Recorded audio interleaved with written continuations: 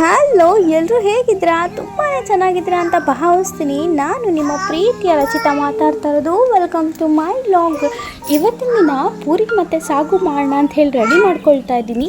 ಈ ಪೂರಿಗೋಸ್ಕರ ಏನೆಲ್ಲ ಹಾಕ್ತಾ ಇದ್ದೀನಿ ಅಂತ ನೀವೇ ನೋಡಿ. ಈ ರೀತಿ ಒಮ್ಮೆ ಟ್ರೈ ಮಾಡಿ, ಖಂಡಿತ ಸೂಪರ್ ಟೇಸ್ಟಿಯಾಗಿರೋ ಪೂರಿ ಮತ್ತು ಸಾಗು ರೆಡಿ ಆಗಿರುತ್ತೆ. ಮತ್ತು ಇಷ್ಟ ಇಲ್ಲದವರು, ತಿಂದೇ ಇರೋರು ಕೂಡ ತುಂಬ ಇಷ್ಟಪಟ್ಟು ತಿನ್ನುವಂಥ ರೆಸಿಪಿ ಇದು. ಒಮ್ಮೆ ಈ ರೀತಿ ಟ್ರೈ ಮಾಡಿ. ಗೋಧಿ ಹಿಟ್ಟಿಗೆ ಸ್ವಲ್ಪ ಮೈದೆ ಹಿಟ್ಟು ಹಾಕಿ, ಅದಾದಮೇಲೆ ಸ್ವಲ್ಪ ರವೆ ಮತ್ತು ಉಪ್ಪು ಹಾಕಿ ನೀರು ಹಾಕಿ ಕಲಸಿ ಸೈಡಲ್ಲಿ ಇಟ್ಕೊಳ್ಳಿ. ಅದು ಹಾಫ್ ಆನ್ ಅವರ್ ಸ್ವಲ್ಪ ನೆನೆಸ್ಕೋಬೇಕು. ಅದಾದಮೇಲೆ ತುಂಬ ಚೆನ್ನಾಗಿ ಪೂರಿ ಬರುತ್ತೆ, ಅದು ಉಬ್ಬಿ ಬರುತ್ತೆ. ಸ್ವಲ್ಪ ಇಲ್ಲಿ ನನ್ನ ಮಗ ಸ್ವಲ್ಪ ತರಲೆ ಮಾಡ್ತಾ ಇದೆ, ನನ್ನ ವಾಯ್ಸ್ ಕೇಳಿಸ್ತಾ ಇರ್ಬೋದು, ಡಿಸ್ಟರ್ಬೆನ್ಸ್ ಇದೆ, ಸ್ವಲ್ಪ ಅಡ್ಜಸ್ಟ್ ಮಾಡ್ಕೊಳ್ಳಿ. ಓಕೆ, ಸಾಗುಗೋಸ್ಕರ ನಾನು ಏನು ಮಾಡ್ಕೊಳ್ತಿದ್ದೀನಿ ಅಂತ ಹೇಳ್ತೀನಿ. ಸಾಗುಗೆ ಇಲ್ಲಿ ಆಲೂಗೆಡ್ಡೆನ ಬೇಯಿಸ್ತಾ ಇದ್ದೀನಿ. ಅಂದರೆ ಆಲೂಗೆಡ್ಡೆ ಒಂದು 4-5 ಆಲೂಗೆಡ್ಡೆ ತೊಗೊಳ್ಳಿ. ಅದನ್ನು ನೀಟಾಗಿ ತೊಳ್ಕೊಂಡು ಕಟ್ ಮಾಡಿಕೊಂಡು ಸ್ವಲ್ಪ ಹೆಸರುಬೇಳೆ ಹಾಕಿ ಬೇಯಿಸ್ಕೊಳ್ಳಿ.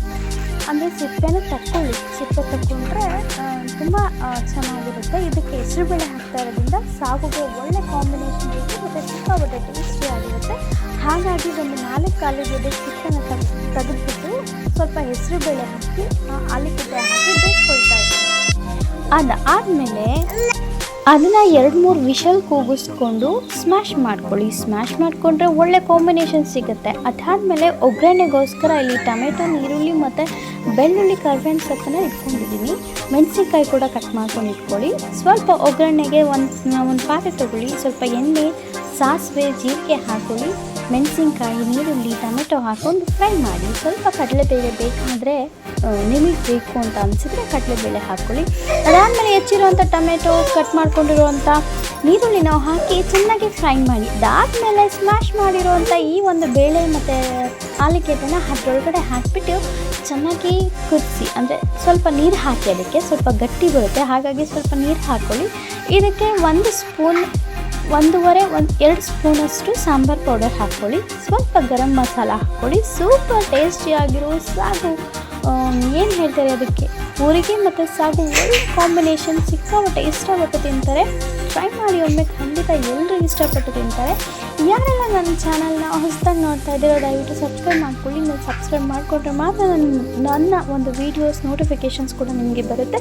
ನನಗೆಲ್ಲ ವೀಡಿಯೋಸ್ನ ನೀವು ನೋಡಿ ಸಪೋರ್ಟ್ ಮಾಡಿ. ನೀವು ಸಪೋರ್ಟ್ ಮಾಡಿದಲ್ಲಿ ಖಂಡಿತ ಹೊಸ ರೆಸಿಪಿಗಳನ್ನ ನನಗೂ ವೀಡಿಯೋ ಮಾಡೋದಕ್ಕೆ ಮೋಟಿವೇಶನ್ ಸಿಕ್ಕಾಗುತ್ತೆ. ಅಲ್ಲಿ ಡಿಸ್ಟರ್ಬೆನ್ಸ್ ಇದ್ದರೆ ದಯವಿಟ್ಟು ಕ್ಷಮಿಸಿ. ಇಲ್ಲಿ ನನ್ನ ಪುಟ್ಟ ಪಕ್ಕ ನಮ್ಮ ಸ್ವಲ್ಪ ತರಲೆ ಮಾಡ್ತಾ ಇರೋದ್ರಿಂದ ಅಲ್ಲಿ ಡಿಸ್ಟರ್ಬೆನ್ಸ್ ಬರ್ತಾಯಿದೆ.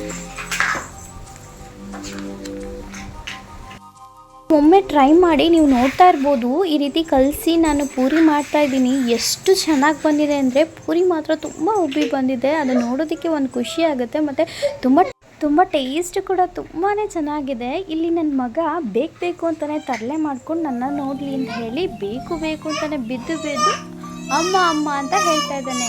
ಅಂದರೆ ಬೀಳೋ ಥರ ಆ್ಯಕ್ಟಿಂಗ್ ಮಾಡ್ತಾ ಇದ್ದಾನೆ. ಇಲ್ಲಿ ಚಿನ್ನಿ ಬಂದೇ ಇರು.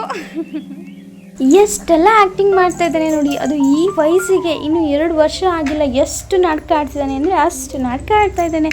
ಬಟ್ಟು ಇಷ್ಟೊಂದು ಆ್ಯಕ್ಟಿವ್ ಇದ್ದರೆ ಸಿಕ್ಕಾಪಟ್ಟೆ ಖುಷಿ ಕೂಡ ಆಗುತ್ತೆ. ಎಷ್ಟು ಆ್ಯಕ್ಟಿವ್ ಆಗಿದ್ದಾನೆ ಅಲ್ವಾ ಅಂತ. ಆಯ್ತು.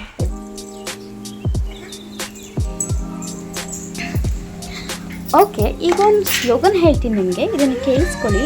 ಈಗೋ is just like a dust in the eye. Without clearing dust you can't see anything clearly.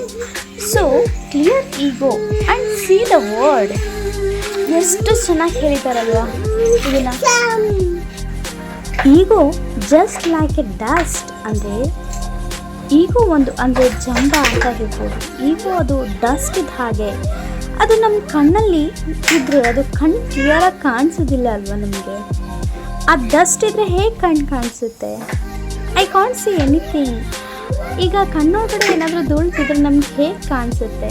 ಅದೇ ಥರ ಈಗೋ ಮನಸ್ಸೊಳಗಡೆ ಮೈ ಒಳಗಡೆ ಇದ್ದಾಗ ನಮಗೆ ಎಲ್ಲದು ಡಸ್ಟ್ ಥರನೇ ಇರುತ್ತೆ. ಅದು ಕ್ಲಿಯರ್ ಆಗಬೇಕು. ಕ್ಲಿಯರ್ ಆದರೆ ಮಾತ್ರ ನಮಗೆ ಇಡೀ ವರ್ಲ್ಡ್ನ ನೋಡೋದಕ್ಕೆ ಸಾಧ್ಯ ಅಂತ ಹೇಳ್ತಾ ಇದ್ದಾರೆ. So clear ego and see the world ಅಂತ ಹೇಳ್ತಾ ಇದ್ದಾರೆ. ನಾವು ಎಷ್ಟು ಚೆನ್ನಾಗಿ ಕ್ಲಿಯರ್ ಮಾಡ್ಕೊಳ್ತೀವೋ ಅಷ್ಟು ಚೆನ್ನಾಗಿ ನಮಗೆ ವರ್ಲ್ಡ್ ಕಾಣುತ್ತೆ, ಇಡೀ ಪ್ರಪಂಚ ಕಾಣಿಸುತ್ತೆ. ಅದಕ್ಕೆ ನಮ್ಮಲ್ಲಿ ಈಗೋ ಇರಬಾರ್ದು ಅಂತ ಹೇಳ್ತಾ ಇದ್ದಾರೆ. ಓಕೆ, ಇನ್ನೊಂದು ಹೇಳ್ತೀನಿ, a satisfied life is better than a successful life because our success is measured by others but our satisfaction is measured by our own soul, mind and heart. Okay, ಹೀಗೆಲ್ಲ ನನ್ನ ರೊಟೀನ್ ನಡೀತಾ ಇದೆ. So ನಾನು ನಿಮಗೆ ಒಳ್ಳೊಳ್ಳೆ videos, okay ಹೀಗೆಲ್ಲ recipe ಇದೆ. ಇಷ್ಟ ಆದರೆ ಲೈಕ್, ಕಮೆಂಟ್ ಮತ್ತು ಶೇರ್ ಮಾಡಿ. ಶೇರ್ ಮಾಡೋದನ್ನು ಮರಿಬೇಡಿ. ನಿಮ್ಮ ಮನೆಯಲ್ಲೂ ಮಕ್ಕಳಿದ್ದರೆ ಹೀಗೆ ತಲೆ ಮಾಡ್ತಾರಾ, ಹೀಗೆ ಗಲಾಟೆ ಮಾಡ್ತಾರಾ ಅಂತ ಕಮೆಂಟ್ ಮೂಲಕ ತಿಳಿಸಿ. ಮತ್ತು ಈ ಒಂದು ರೆಸಿಪಿನ ಮಾಡಿಬಿಟ್ಟು ಯಾವ ರೀತಿ ಇದೆ ಅನ್ನೋದನ್ನು ನನಗೆ ಕಮೆಂಟ್ ಮೂಲಕ ತಿಳಿಸಿ. ಏಕೆಂದರೆ ನೀವು ಯಾರು ಮಾಡಿದ್ದೀರಾ ಅಂತ ಗೊತ್ತಾಗಬೇಕಲ್ವ. ಬಟ್ ಈ ರೀತಿ ಒನ್ ಟೈಮ್ ಟ್ರೈ ಮಾಡಿ, ಖಂಡಿತ ಸೂಪರ್ ಟೇಸ್ಟಿ ಆಗಿರೋಂಥ ರೆಸಿಪಿ ನಿಮ್ಮದಾಗಿರುತ್ತೆ ಮತ್ತು ಎಲ್ಲರೂ ಇಷ್ಟಪಟ್ಟು ಮನೇಲಿ ತಿಂತಾರೆ. ಅಷ್ಟು ಟೇಸ್ಟಿ ಫುಡ್ ಆಗಿರುತ್ತೆ.